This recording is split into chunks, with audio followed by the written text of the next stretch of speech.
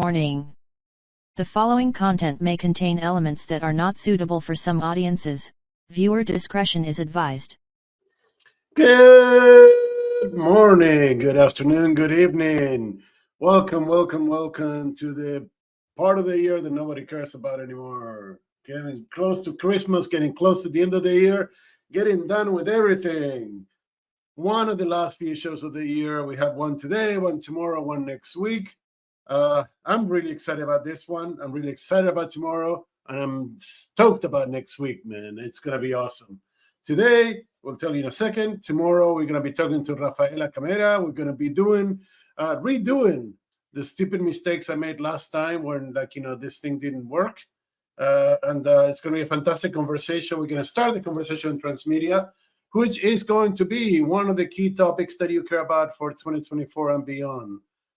If you only care about it for 2024, don't join because we don't want to talk to you. But if you know that these things take longer than a year, join us tomorrow. And we're going to be talking about transmedia a lot next year. Have a lot of guests lined up to talk about that. It's one of the most important things that happened to the enterprise in ages. Next week, I have on my co-host, Lauren Vargas, PhD, John Reed, the Prohammer, Liz Miller, the one and the only one, and last but not least, Mr. Alan Bergson himself. All four of them and I will be talking about what we learned, the insights that we gather, and what we learned in the show this year, and what we're looking forward to the next few years as well. That's the lineup for the rest of the year. Then we take a couple of weeks off like everybody else is. And we're back on January 9th with a really good show that I don't remember what it is, but I'll let you know later when I remember. Okay, enough of that, like I've up and stuff and just, wasting time and all that. Thanks for joining us today. Our guest today is a repeat guest. Last time we had this conversation on the B2B sales, and everybody was amazed about how smart he is and why he's hanging out with me and all the stuff. But I have known him for a while, and he's one of the smartest people I know, and I love to have a conversation about e-commerce, and he's the first person that I thought of. And here's the one, the only, the unimitable, the venerable, the whatever you want to say, Craig Rosenberg. Hey, what's happening? Hey, how you doing, man? Great to be here. Yeah. If you don't mind me mentioning in your intro, I got really excited, but I will say it does sound like next week's episode is predictions, Esteban, which I'm going to call you. It's not predictions, dude. It's what we learned this year. It's looking back, never looking forward. Looking back. All right. Okay. It's funny because I used to do all these talks back in the day. I was an analyst, and I did an event for some vendor, and I'm speaking. The keynote is Steve Forbes, right? The managing editor and former presidential candidate, managing editor of Forbes magazine. And so the guy, it's like, we're chatting in the green room backstage, and it's Ray Wang, Steve Forbes, and I. That was a great conversation, by the way. That's we're telling him we're analysts, and he's like, I don't know what an analyst does. I say, well, we look at the world where it is today, and we make predictions for 5 and 10 years. And he said, oh, man, I love 5-year predictions. Those are the best. And I said, really? He's like, yeah, because if I'm right, I'll take the credit. If I'm wrong, come find me. Yeah, exactly. Yeah. But anyways, that's how I feel about predictions. I don't do predictions. I look at the future and I say, these are the next few steps you need to take. And once you take them, we'll figure out what we do because nobody knows. How many people predicted generative AI last year in the predictions? Yeah, exactly. It was Sam. It was one. It was Sam. Nobody. Not even the guys from OpenAI figured that they were going to make it. So. Yeah. That is. I get it. Your point is well taken. The other thing you notice is on predictions. Because I told you I had a founder who I was like, we're just coming up with the LinkedIn strategy. I'm like, do predictions? He's like, Craig, everyone does predictions, and he's right. And then I saw, as I told you, I saw your post, which was amazing, the charlatans of predictions. The other thing is, though, they kind of, you rarely see like really insightful or provocative ones. You basically see roughly the same or extremely self-interested predictions from the vendors, right? It's like, and so yeah. Anyway, all right, we enough with that. We're not going to make any predictions, but we're going to have a great conversation about e-commerce. Yeah. And so here's my intro to this topic. 3 or 4 years ago, I was having a conversation with the CIO of a very large global company, which I'm not allowed to disclose because of conflicts of whatever the hell is. I'm not supposed to say things after I leave an employer, right? So Right. I was talking to these guys, and I did a presentation on the state of Salesforce automation and where it goes. And in my presentation, I said, if you're still doing SFA 5 years from now, you failed something dramatically bad. I mean, this was right after COVID, when it was starting to become apparent that, SFA was a different beast altogether. We didn't have, guys riding in golf carts and eating steaks as much as we used to. We have very interesting sales models and things like that. And I said, if you're going to be smart, you're going to be migrating your B2B sales to integrate with your e-commerce initiatives. And I'm not saying that everything's going to be e-commerce. I'm not saying that everything's going to be B2B sales. I'm saying there's going to be a model that is going to overlap both worlds. And that's the way that I see this going. And still, 3, 4, 5 years later, I still stick to that, quote unquote prediction, but vision of the future. And when I was thinking, like I said earlier, when I was thinking about talking about this, I couldn't think of anybody better than you to talk about this, because we had the discussion on B2B that was fantastic. Yeah. We mentioned e-commerce a couple of times as something that was coming up. So I would love to have this conversation with you. And let's start with a simple question. I mean, why am I right? Well, you're always right. It just matters on when. I mean, timing is irrelevant in these things, man. Yeah. Well, here I think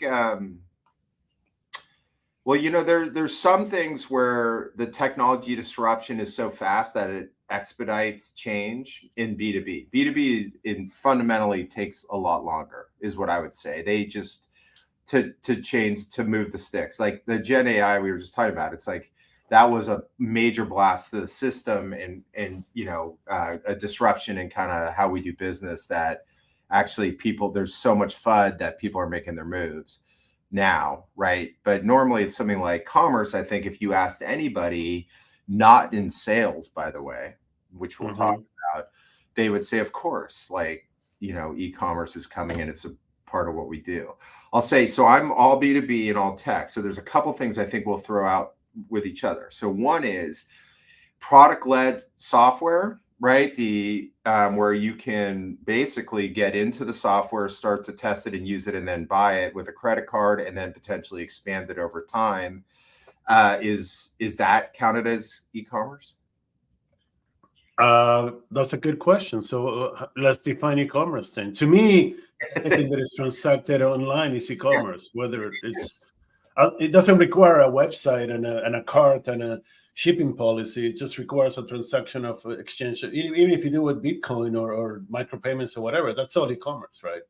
Exactly. I totally agree. Okay, so so that's on the table. So I would, because I try to have this conversation. You probably get to have it more than me. I maybe get it a little bit less, and that's why I was excited to come on here so I could have we're already, for a lot of the software companies that are coming up, they're leading with what we call product-led go-to-market, right? Where you can enter the product without having to talk to sales. You can even grow without talking to sales, and that is actually the epitome of what B2B e-commerce can look like. And that's happening today. And like some of our fastest growing companies, right, come out, like a Notion is like, I remember they were a $10 billion valuation and they had like 8 salespeople, right? And it was like it was sort of blossoming. So that's one, right? And that there's a lot of really important things that have to go along with it, because one of the issues is people say, "Ooh, I want to be product led," and there's like an example is, well, the product has to do that, but more importantly, your buyers have to have that desire to go do that. And what you see in product led is one, you have essentially a pretty modern buyer, single user, who is going to be the type of person who will log in and go do that. Like a lot of product led, it's like, look, guys, there are still 80% of the people in the organization aren't going to necessarily want to do product led. Like they don't understand it, they don't do it, and they're right now, you have to find the right buying community. So, product led, yes, I love it. It's great. It's highly efficient. It's like when you can get it right, it's one of the best go-to-markets out there, but there's a lot of factors that go along with it. You have to build community. You have to do really well on marketing, your communication from a digital perspective, your in-app messaging, a whole bunch of stuff. Okay, so that's one. The one that I spent more time on, which is I'm at Gartner. I had the opportunity. You worked there. There's all these analysts in there, so it's fun. Like I can go and have conversations about what e-commerce will look like, and in particular AI with e-commerce. And you see in B2B some of the physical, right? Like, for example, toilet paper. That was the one that everyone said. It's like Georgia Pacific will be all e-commerce. I mean, like, who wants to call anybody to buy more toilet paper? And you start to see, this is going to sound really terrible, but the AI will be able to tell people you're about time to get new toilet paper, because in B2B, they don't do the Amazon subscribe and save, right? They're gonna buy upon need. That was one that resonated. The other is this like parts. You can start to see tier 1 manufacturers. They're already big into commerce, but you can start to see like that next layer of commerce where the AI helps drive engagement and helps the buyers. And then the future, ready for the future, which I want to get your reaction on, which is in some of these markets in B2B, the AI will buy it for you because they know. Yeah, I have no problem with that. I mean, actually, I welcome that. I mean, you mentioned a lot of things. I took notes on 3 or 4 things I want to touch on. So let me go through this. But what you were just saying, I mean, the AI buying it from me, my avatar, my agent, my AI, whatever you want to call it, buying it from me, I totally welcome it. I mean, there's nothing worse than being, since you mentioned toilet paper, which by the way is a shitty business, but we're done for the year. Thank you very much. I'm here inside of it twice. Oh wow, that couldn't have made me happier. Somebody had to say it, but since you mentioned toilet paper, I mean, there's nothing worse than going to get I don't know. I mean, when I'm cleaning the house and want to put extra rolls of toilet paper in the bathroom to have spares just in case, and I don't find anything, and I go, oh man, I gotta go to fucking Target to get more toilet paper now. Right. That's one of the most dreaded moments of the year for me, by the way, because I wish somebody would order to stock it up for me all the time. But in all seriousness, I mean, you mentioned if you ask people outside of sales, they'll tell you that e-commerce is part of the infrastructure, which is something I've been advocating for a long time, right? I mean, you don't need an e-commerce server. It's a credit card taker and a data flow manager. That's all that e-commerce is. So, but some of the things you were mentioning, is that basically how B2B sales is seeing e-commerce as a technology that is starting to come up that is providing some value that we can add to the activities we do? Is that how they see it within sales, or is it still being seen as an adversary that we don't want to deal with? Yeah, I don't, my experience has been, I think there is a pretty sizable percentage where it's adversarial. Yeah. I think all of it is because they don't understand it, and that it's not sort of, there's all these sort of entanglements that sales has trouble unwinding. But the big one to me is that that sales fundamentally believes that they have to engage with the buyer to drive bigger contract sizes and or sales. Like they have to go through, and I have to do discovery and help them with their use case and these types of things. And by the way, that is true with the complex, but it doesn't have to be true with the non-complex. I just feel like the organization in some of these e-commerce use cases aren't talking to the CRO or CCO or whatever in the right way. They're not telling them, you don't want people ordering new toilet paper. I'm sorry. Like, you want stuff where you're asleep and deals are coming through. Yeah. And you want your sales team, the small amount of really good ones, to focus on the big deals, not likely on the toilet paper side. We may want to move off that one, but I guess toilet paper widgets. It really doesn't matter. The toilet paper was an easy to pick up. I just don't know that they're talking to them in the right way about it. And let's be honest, there's a comp issue that I feel was like unnecessarily an issue. Like, I'm like, until we make the transition, can we if like remember the early use cases in B2B were really cool, like a Cisco, where you built the relationship, but actually you were comped and you wanted them to buy the more extra routers on e-commerce. You didn't, you wanted to move on and go, or you wanted to go talk about bigger things. Yeah. And so, and that's a great model. Everyone should want that. But the most important thing is, do your buyers want that? And the truth is, the buyer doesn't want to call you to order new toilet paper. They don't want to call you to order new ball bearings. Those things, that's actually painful to them. And if part of what you said is really important, I forget how you call it, but like the workflow on taking the ball bearings order and having that person do it to give them comp and have to put through everything through the system. And you got muted. If you can hear me, suddenly your sound disappeared. Oh, there you are. Yeah. You're back. I got muted. Did you do that purposely? You didn't like what I was saying? You said suddenly, and then suddenly you were muted. So. Yeah, no, I was just saying that part of the issue, you brought up workflow and data flow, and it's like, part of the e-commerce relationship that's, in my opinion, really appealing, particularly on this sort of non-complex type of buying, is that you set up workflows on both sides so that the buying's fast and easier, and there isn't people having to run around and to work with finance, get sign-offs and these things. Part of that is like throughput, and that also would appeal to the sales leader. We have to contextualize it differently, in my opinion, and also let them know that, like, in the big part, and also I think the other feel is, if you look at some of the really provocative writers that are wrong, like, for example, Forrester predicted that there would be like 1 million sales jobs lost by 2000. They were wrong.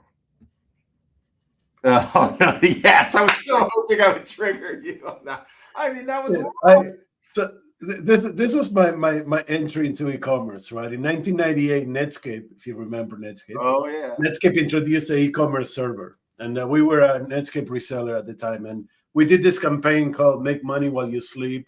We went to shows and we gave eye shades with like the Netscape logo and our tagline, "Make money while you sleep," and we sent emails and everything. And which is kind of goes to what you were just saying. I mean, you want to make money while you sleep with it. Yeah.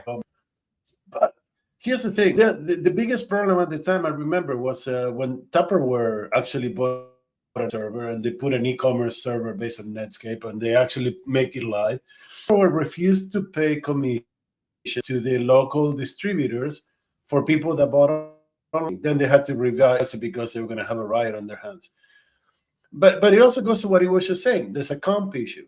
I'm thinking that we're like, 25 years later, and we're still having the similar discussions. I mean, is this part of the infrastructure?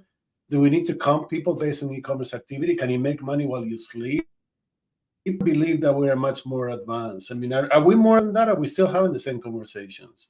No, I do think they're some of the early e-commerce adopters. I think what I've seen at some of the bigger companies that should be doing e-commerce. You're muted again. Nothing wrong with that. There you go. You're back. Yeah, you come and go. It's not you. I think it's something in your line. Huh? That's amazing. I'll have to start again. No, you're fine. It just goes away for a couple seconds, so I won't interrupt you again. Okay, sorry about that. Yeah, no worries. What was I talking about? We were talking about whether we're still having the same conversations on, like, make money while you sleep, comp plans, infrastructure, things like that. Yeah, but I mean, I don't know what the data looks like, Esteban. You might know this, but it felt like when I was working with some of the bigger B2B companies that e-commerce lived outside of sales. Yes, absolutely, 1000% everywhere. Yep. And so, yeah, and so that's an immediate cause for conflict there, because any revenue out of the sale, there's an old saying, which is, you never separate a gorilla from their nanners, and that's the case.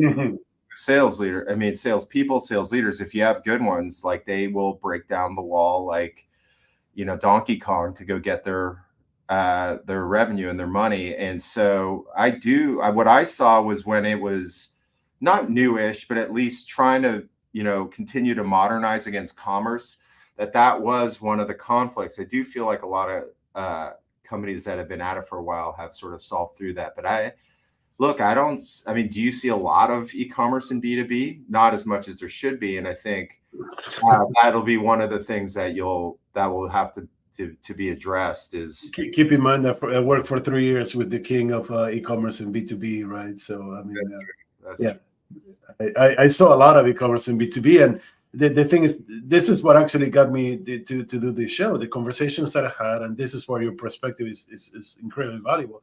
The conversations I had felt like they were still 1998, early 2000s, with people seeing e-commerce is outside of sales. We don't have to comp. We don't have to do anything. It makes it by itself, blah, blah, blah. But I think that the model is kind of like what you were referring to earlier, which is, how do you integrate this stuff? How do you make e-commerce part of it? I mean, nobody wants to order ball bearings or chemical compounds or toilet paper or whatever. But how do we integrate this? That's the part that, I love to focus the conversation over the next few minutes. It's like, is there a way to integrate e-commerce and B2B or not? You hinted to it, so. Yeah. By the way, sorry, I do this to you all the time because you say a lot, and so I have to write down too what you're saying. But so, well, let me go. Let me jump into the integration, and then we can go. What? There's something going to kill these people. Your son kind of came and went. So can you say? I heard you say I had to write this down, but I didn't hear anything after that. Oh, this is really I apologize, but yes, and I'm going to blame Springer for this, but I never have internet issues, so I apologize. I know. So is there a way to integrate? So yes, you're having the same conversations at 1998. And one of the issues is, of course, there's a way to integrate.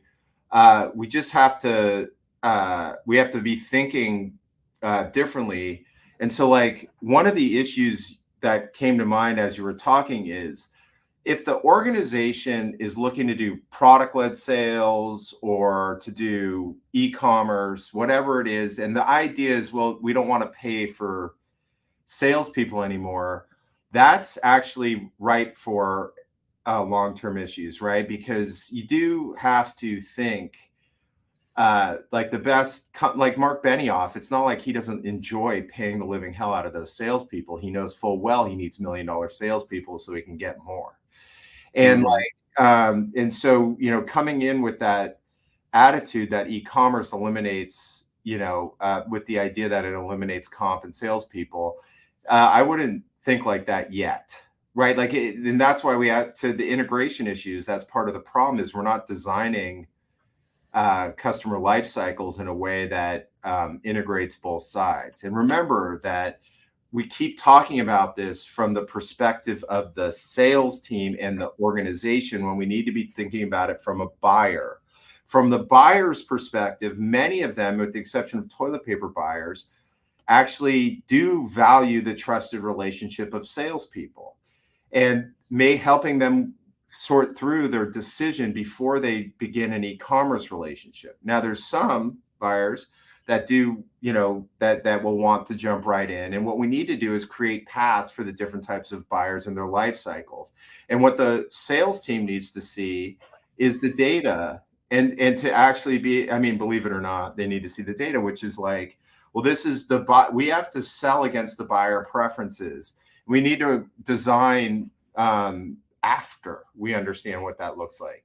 And so, like, an example of an integrated workflow is, well, people do want human relationships, and actually you'll be able to deliver better human relationships if you're not dealing with the rigmarole of submitting the order for the 15 routers, right? And so, can there be like a sample, very tactical workflow? Is, sure, let's have that first conversation. Let's ask them and understand how they want to buy. And then, in my opinion, that's like an easy early play that we can do towards e-commerce in the long run, which is like, let's get this, if you want this, let's build this relationship and go from there. Now, if there are buyers that prefer e-commerce, like we were talking about product led, the DevOps developer types do not want to talk to salespeople. They want to test and buy and then buy on their own.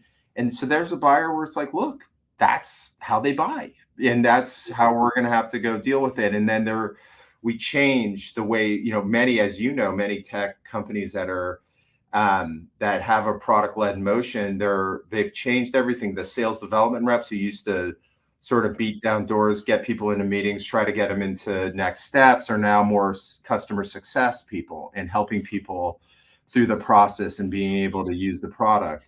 That's a change based on what the buyers prefer. And so, yeah, of course, like the integration is actually all of those stories that people said that they never did around the customer journey. Those things, their preferences, if you just took away the whole journey thing and just said, look, how do your buyers want to engage with you and design based on that? Then, of course, the only thing I would say is for the first, let's call it 5 years, double comp. That's what I'm saying. Like, it's hard for organizations to do that, but pay salespeople to get people into e-commerce and give them as close to full comp as you can for them to go to create these, effectuate these transactions, so to speak. But anyway, yeah, I mean, it depends on your buyer is going to tell you, and they may not say it. You could test it and see but it's like there's a way that they're going to prefer to do things, and that's how we have to design along the way. And when we do that and we put that into how we sell, instead of, well, we need sales guys to, what's going to happen to the salespeople? We really don't want to pay. We would rather have everyone in e-commerce. Of course, those things are true, but like everything should be dependent on how people, their buying preferences. And as you know, more and more buyers, I mean, can you imagine this next generation? I mean, my wife rolls up. I mean, there are Amazon boxes on my doorstep every day. And I'm just going, where are these coming from? And I mean, and she's like, well, we needed this. And it takes her a second. My kids, they don't even, I mean, I try to get them to go to a store. They don't want to go to a store. I mean, so the next generation's preferences are going, like, you're preparing for an onslaught of new buyers who are going to prefer to buy. They don't do a ton of talking even, right? There's a ton of digital interaction with them. And that's like sort of the coming reality. And if you took that coming reality, instead of, whether they're right or wrong, their buying preferences and how they want to do things, that's how we need to build our organizations. And that's, I think that's how you want to think about it. So I mean, this is a great first start, the first part of this show, right? So basically, we're talking about commerce is coming to B2B, integrated, look at the buyer, listen to the buyer and how they want to do it, but make sure you don't leave your sellers behind. That's a good summary of what we've been discussing, I think, for now, right? That's the basics. And I agree. I mean, that's the basics for this. I mean, you can all of a sudden say, hey, by the way, all my buyers, you guys, you're out. We're going to put e-commerce and it's all good and play. This is a discussion I had with the CIO. These guys sell millions and millions of products, B2B and B2C, and even D2C a year. And he was trying to figure out the strategy for this. And I said, he had to create different strategies for each one of these segments. You can't do the same. You can't just say everybody goes through the website and buys into the story, you know? So, but actually that's interesting. So was he talking about just like, even on the consumer side, they're doing buyer segmentation, right? Okay. Everything. I mean, he wanted to create one strategy for everything, B2B, D2C, B2C. And I'm like, no, that's just not going to work. I mean, there's no way that he can get that happening. Yeah, right? That's right. I mean, the two things I'll mention on that. So one is segmentation is everything. If you live in the world I'm in software, the enterprise is primarily still hand-to-hand, people-to-people, right? And that's because the complexity of the use case, the amount of sort of different sign-offs, stakeholder maps, et cetera. And then you'll see the SMB is like primarily e-commerce, right? And buy online. And the mid-market's a mix, right? And that's like a B2B, a classic B2B segmentation, right? And I think that's a really good point to make. I forgot my second point. I don't remember. Oh, the froze. No, I'm just kidding. No, I did. I just forgot. But I'll think of it as we keep talking. I'm getting You're old. fine. Getting old, man. Welcome to the club, dude. Welcome to the club. You know, and the good news is that it doesn't get better. So you get used to it. That's all. Oh yeah. Actually, I did remember. So I did throw this out there earlier on the change in the sales reps. That's driven by the change in the buyer. So one of the things I think in B2B that's really important is that the term product led is the assumption is that's free trial to buy, but actually most of your buyers today, even the ones from our generation, are more product led, even if they're engaging with sales. And that the days of like this is where you are seeing adjustments made because of the buyer, where the sales reps in the old days were, hi, I'm a enterprise rep. Here's my SE. I'll see you when the order's ready. Right. Yeah, exactly. Now you have to actually help them through the use case. You have to understand the tech, the environment around the tech. And that's hardware, software, robotics, whatever, so that you can help them guide their use case, whether they buy online or not. And that's a change in how we engage. Everyone's going to say, no, it's not. It is, believe me, because I didn't know my first sales jobs. I hit my number every time, but I had no idea what we did. I really did. It's interesting that you bring this up because it's a perfect segue. Because the next question I had was about product led, right? I think that product led is interesting. I don't think it's a revolution that people think it is, but I think it's interesting. Yeah. But I think that product led is actually a great way to get into commerce for people who are afraid of getting into commerce, right? Yeah. Yeah. So what do you see first of all, let's define product led for the some of the thousands of listeners that listen to this afterwards, because nobody seems to care about it being seen live. But how do we define product led? To me, product led is like, I make you aware, I show you the product, I do the marketing, and then you come and buy it. So that's or order could be even moved ahead of that, which is you show yourself the product and then you choose. Which is how you actually. I had to create the content, but you find the product and that to me is. Sorry, go ahead. I was going to say, like, what you described, I think, is one of the issues also with Main Street B2B e-commerce, is that the user experience in e-commerce from B2C to B2B, there's things you can learn, but there's also things that you have to throw away, because the impetus on the digital learning in order to buy is huge, right? So marketing, which is, has to be, particularly in an e-commerce or product-led scenario, really focused on demand, right? Because you have to push people into the system to go buy, and lots of them, because your conversion rates can be rough, right? Because a lot of people just want to test and run.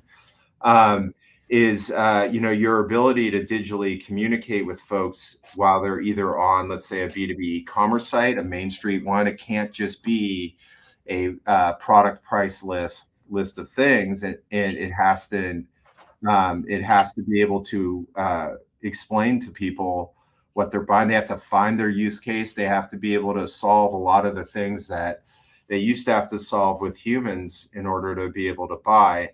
On the product-led side, it's the same thing. There's a lot to learn from the really successful ones, right? One is the product has to be incredibly intuitive. You can't just go product-led, and it can't be hard, right? It has to actually be something that you can dive right into. Number two is what the really good product-led folks are good at is finding that aha moment, right? And there's maybe something there for Main Street B2B commerce, which is, what's that thing when they do it in the product that most likely triggers them to buy? And if you know what that is, how do we push them to it?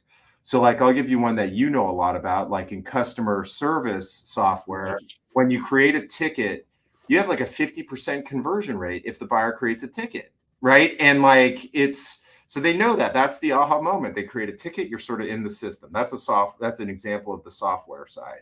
And in Main Street B2B commerce, like, there's still an aha moment. There's data that can tell you these things that you want to be able to push them towards, and you want to be able to, or exposed to them, and to get them there, you have to figure out, well, what do they need to know? What do they need to see? How do I get them there? It can't just be a big flashpoint, when you go into the e-commerce site. And then where does that lead them? So I just combined the two, but I definitely think like the really good product-led folks, the product design, the communication techniques, but the use of data to figure out that sort of that aha moment, that thing that happens that just says, I see the magic of this. Yeah, and Alan agrees with you, by the way. So we're all of a similar mind here. I think that the value of product-led growth and e-commerce is to get to self-conversion and like improve conversion. I mean, you were mentioning earlier how you have a lot of defections, people that just want to try and then never buy or whatever. Mm-hmm. But the key to e-commerce and the key to all the stuff is gotta be conversion, right? I mean, self-conversion. Totally. I don't have to send you emails and fucking text messages and WhatsApps and whatever. Like, can't remember who it was. And all of a sudden, it's like I signed up for this thing, like online, just to take a quick peek.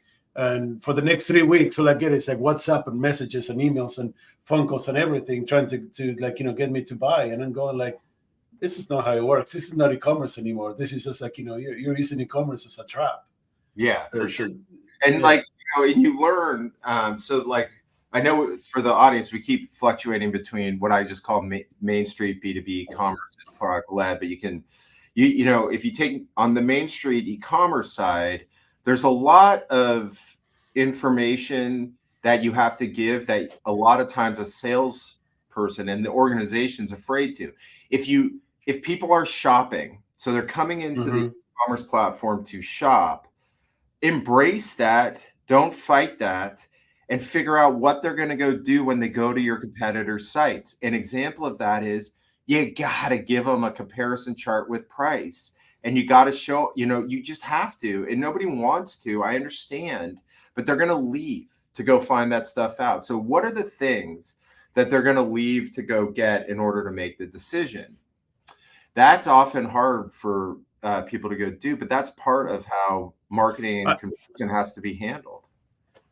So I have actually, Alan says, magic comes in upsell, cross-sell, and then expand. And I have a little bone to pick on that. I don't think that that's the magic. I think that, like you were saying, that's the basic. I think that the magic comes, actually, where does the magic come in for this shit, in all earnest? I don't think that the magic is in being able to, like, sell more. It's like, I like Alan's comment before, self-conversion to me is the magic here.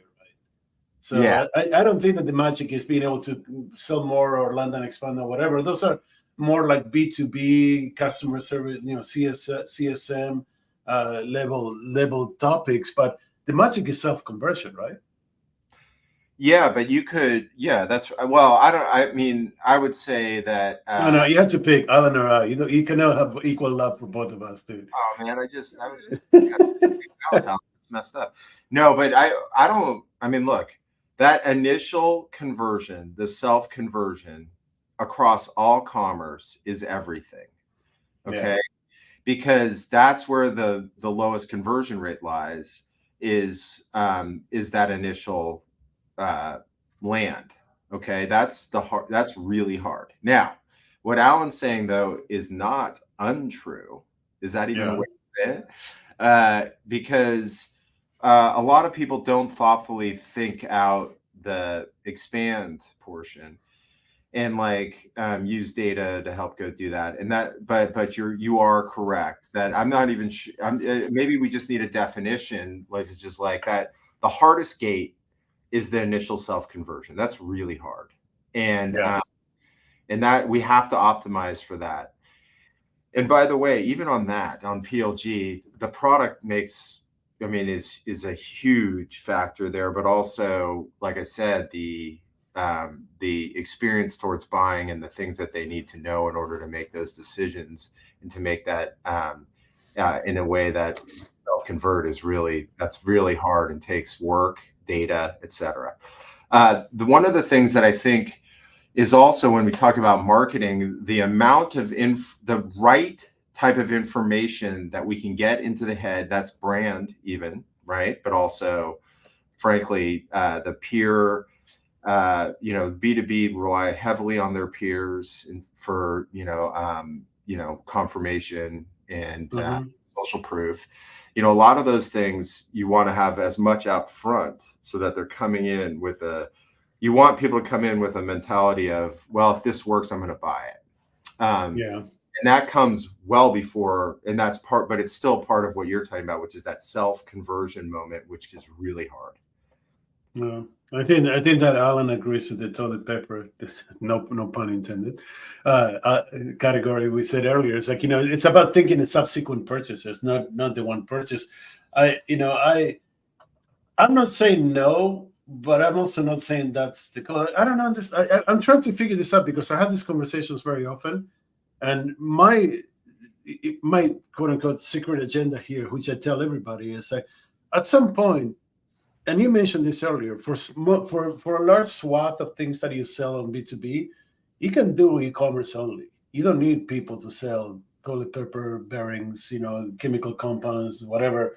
The whole TV show, The Office, where people sell paper.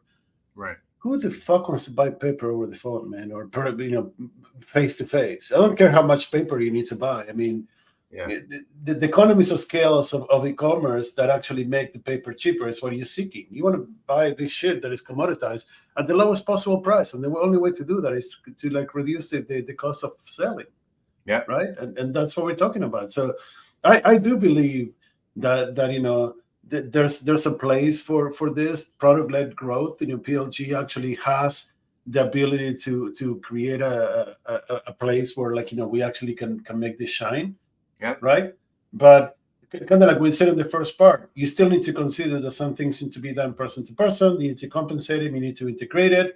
You need to do PLG for the second part of this, which is change people's mentality about commerce for B2B and stuff like that. And then that brings us to the third part I wanted to talk to you about, which is actually a really good segue here again, which is PLG is a B2B topic. There's no question about it. I mean, nobody in the B2C, D2C world talks about this, but most of the commerce growth and commerce, things that we're seeing the improvements are coming from the B2C, D2C world. I know you said you're not an expert in this, and I'm not trying to put you on the spot, but do you see B2C topics, issues? I mean, let's say TikTok, YouTube Shorts, guiding people. PLG started through short videos and things like that.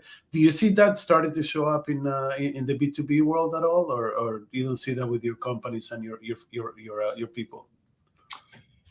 Yeah. Well, if we took the CIO story, there is a segmentation story that's part of that. And number two is, once again, it depends on the buyer. I mean, if you're selling to developers and it skews young and sort of online, short videos, TikToks, those things are in play.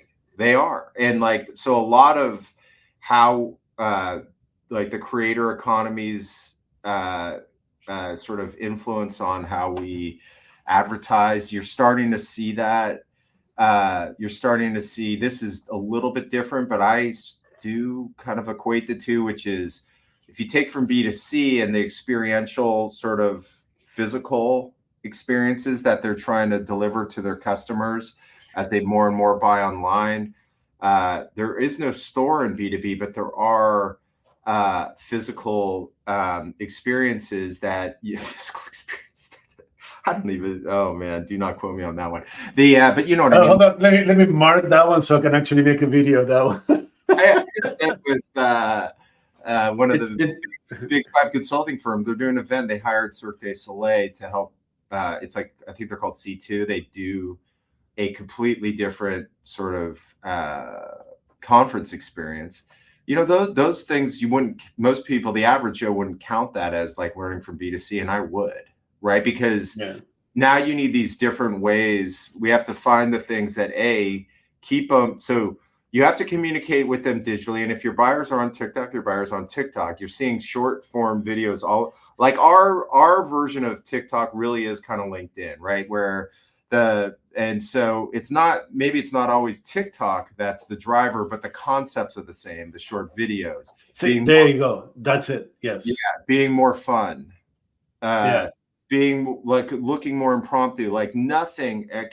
I'm sure a lot of my friends do this, but the heavily produced fake video thing is just, you guys, like if they're moving from TikTok to your video, they're going back to TikTok and or YouTube. And it's so, we have to learn from how they're consuming B2C media. Now we got to put it on the channels where they will find us. But you see that, man, on LinkedIn, we'll do this thing, but the snippets are the ones that convert. Yep. Snippets are the ones that they gravitate to.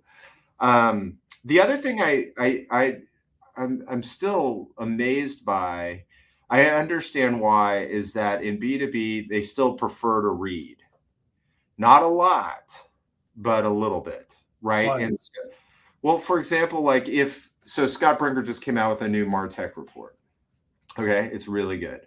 It's 100 pages.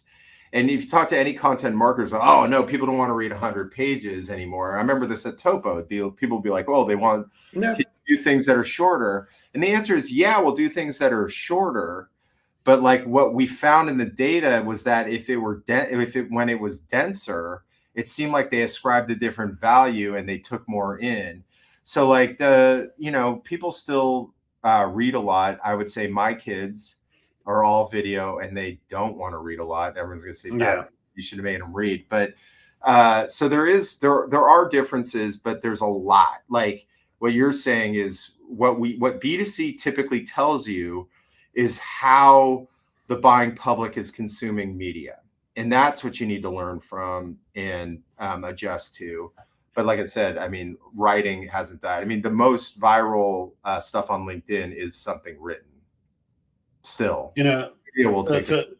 Here's the interesting thing. This platform that we use in StreamYard came up with a new feature a few weeks ago that we're still testing, which is markers. So you can have this conversation and you can actually push a key and put a marker on the video. And then when you go look at the video, you have the marker for the places where you want to do it. I used to call it chunk it up, but basically it's make shorts of, right?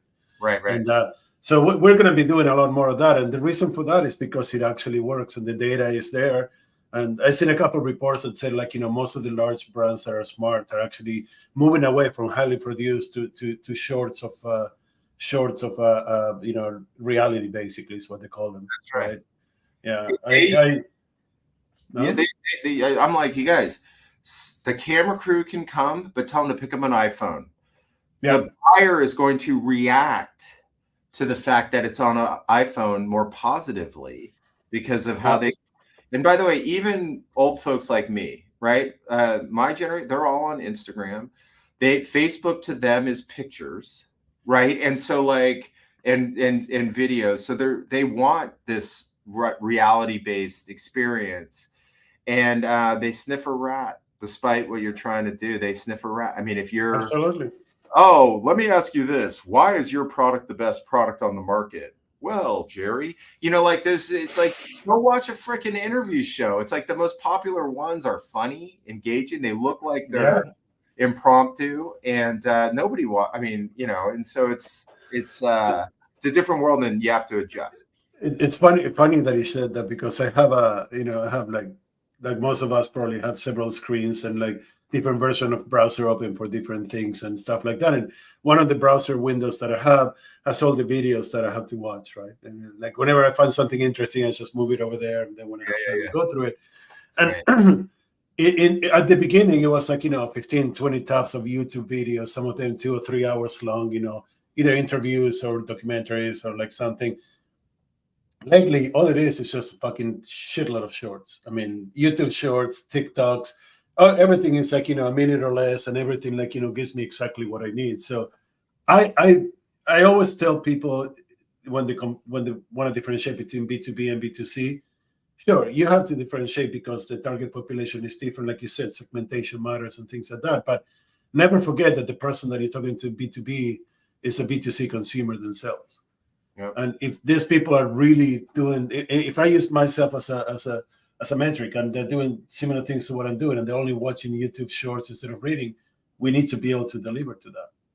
That's the basics for that. So I see that trend getting more and more immersed into B2B, where companies are getting caught off guard with how to do shorts properly.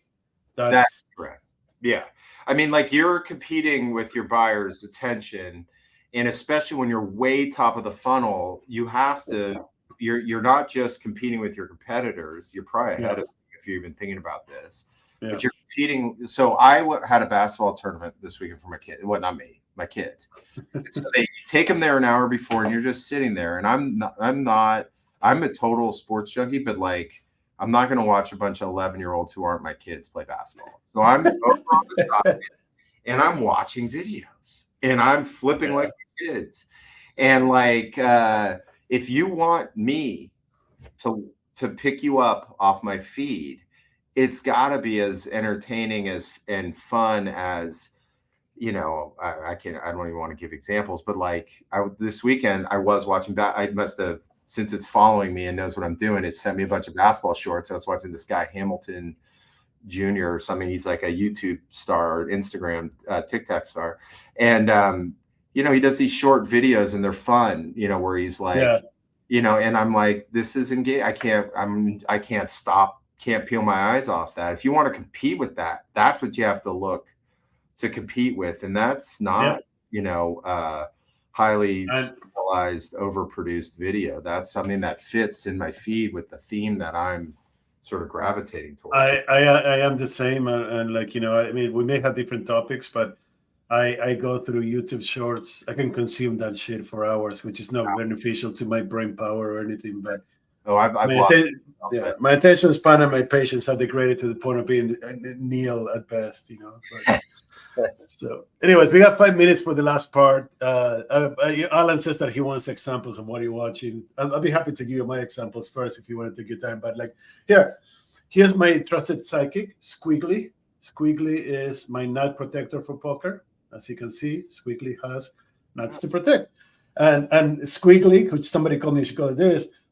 Is I bring it to when I play poker, and I put it on top of my cards so my cards don't go missing when they don't need to. But I took my sabbatical to learn how to play poker better, which was a really stupid idea, but it's what I did.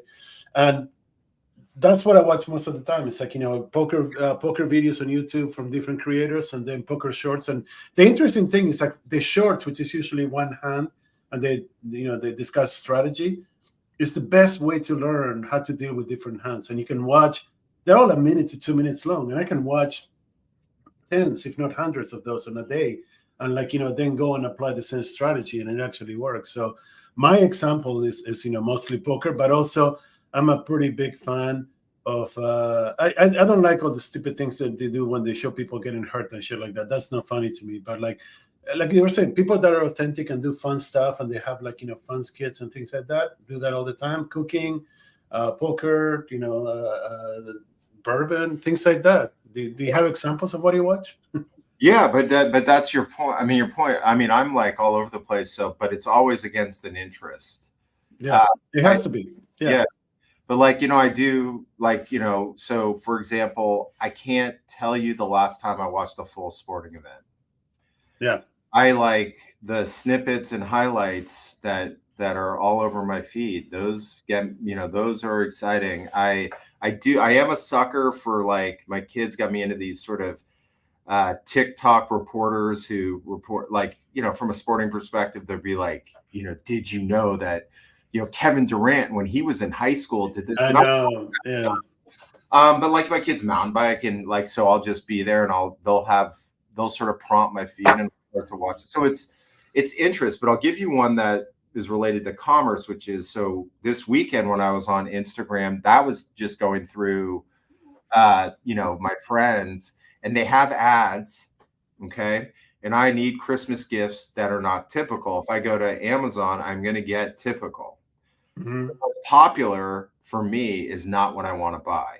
What I want is something that's a little closer to my interest. And I was literally scrolling through, finding these unique gift items that were for my kids based on my interests, hoop, mountain bike, funny, etc. And like, it was coming up with these. I bought like 3 things off Instagram because it was like the perfect it understood what I was looking for almost perfectly. Not perfectly. There was a bunch I threw out, but close enough. It was way better than trying to sift through 10 top gifts to get your kids this holiday season.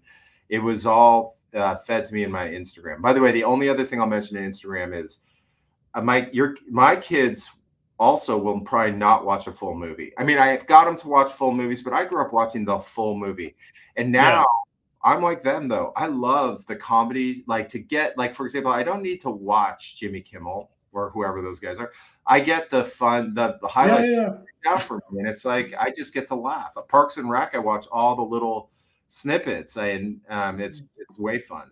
You know, there's a handful of creators that condense movie into like 15 to 20 snippets that tells you the whole movie. Yeah. And I do those quite often, and I can literally say that I watch movies that way more than not lately, you know. But, but that was actually a good segue for the last topic. Now we have only 2 minutes for that, but like I wanted to bring up the issue of how, like, you know, this immersion of B2C into B2B is leading us all to transmedia, which is why I think transmedia is a huge topic. Transmedia is basically how do you support all the different media, you know, whether it's TikTok or like online, or in the case of my guest tomorrow with gaming, immersive into gaming, or immersive in daily life. Like you gave me the perfect example. You were on Instagram just entertaining yourself for the hour before your kid played, and you found some ads for products that you may or may not have known that existed, but they had an easy integration with e-commerce, and you just bought it. And that is what I see as the future of e-commerce, both for B2B and D2C and B2C, B2B, B2B, B2B, B2C, D2C, for everything. I mean, I don't believe in this distinction between B2B and B2C and D2C anymore going forward, but we're not there yet. But that's what I see. That's what I see as transmedia being important, because like you have to, and you mentioned this earlier, you have to create once and chunk it out in the best way possible. And when you do that, then you can actually support transmedia. Yeah, without a doubt. Look, I'm a software B2B, you know, or technology B2B, but I can tell you this, I'm on YouTube Shorts infinitely longer than I am on BNet or on those old media sites. Like I'm also not, you know, everyone's like they're on their website. No, I'm not on your website. No. I'm not. And so, yeah, you have to be, I mean, folks in the portfolio, yes, I'm on your website. But like, me too, by the way. Yes. Yeah. And so part of by the way, what will happen with this change in the way that B2B supports the new media products, you know, and I will lead this as the topic for next time. You know, Matt, who I do the podcast with, just told me yesterday, he said, dude, the only thing gated on my website is request a demo. By the time they get there, you know, he's not product led. You know, that's what I want them to ask. Everything else I will disperse. If you want that content, it's no longer get them to the site, fill out a form, and then I'll send it to you. It's like you put it on LinkedIn and it's yours. You do snippets of it and it's yours. We have to educate them where they want to be educated and in short spurts. And by the time they come to the website, we want them to, that should be the time where they want to go do something. So anyway, if you think about that and you're, you know, on the Instagram side and what you can learn from B2C, they sent me those ads. I went to a site. It went right to the thing that I picked up off the ad. They can upsell, cross-sell me after I get in there and click on getting that particular product. And that's you know, B2B folks are going to have to get ready for that as well. And by the way, just since you're not going to do a shameless plug, I'll do it for you. The podcast that Craig is referring to is called GTM, or Go to Market. You can find it on his LinkedIn stream. I'm assuming your Instagram as well. It's Go to Market Unfiltered. So GTM Unfiltered. That's right. GTM Unfiltered. Yeah. GTMUnfiltered.com. And yeah, it's on my LinkedIn as well. So and by the way, it is one of the best done B2B go to market things that shows that I've seen. It's funny. Is interesting, is provocative. So by all means, you should go check it out. Even if it conflicts with our time, you should see his, not mine, because mine is on YouTube. Apparently, nobody watches live, but I don't take it personal, so it's okay. We got 30 seconds. Anything else that I missed? If not, we're gonna sign off. But anything that I missed about this conversation, we'll have you back to talk about what you just said. Basically, how do you actually do content in transmedia next year as we go into? But anything else? No, I would just say the end of the conversation, because marketing is in the flux of some major change on the B2B side. The old playbooks are broken and not working, and part of that is what you're talking about. Marketing is still around? Holy crap. Oh, God. I do that. As always, a fantastic conversation. Thank you so much. I like to catch fire, on my way down to hell from Squiggly, and me. Thank you very much for being here. It's been a fantastic stream, and we'll see you next week for the final show of the year, and we'll have you back sometime next year. Thank you. All right. Thanks, guys.